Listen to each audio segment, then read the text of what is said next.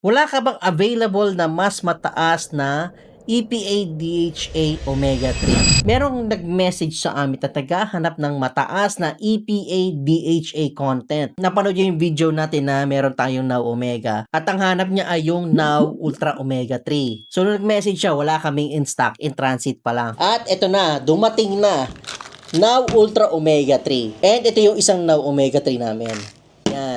So, tong Now Ultra Omega 3, mataas yung EPA DHA content niya. So, yung EPA niya, 500 mg at yung DHA, 250 mg. Compared dito sa Now Omega 3, 2 soft gels, 360 na EPA at 240 na DHA. At ang kinaganda dito sa Now Ultra Omega 3, enteric coated siya at odor controlled. Ibig sabihin, kapag uminom ka nito, wala kang fishy aftertaste of fishy burps. So, yung iba ayaw talaga na may fishy burps kasi isipin mo, uminom ka ng regular fish oil sa morning bago pumasok sa opisina. Tapos, may kausap ka. Bigla ka napadighay. Ang lansa ng amoy.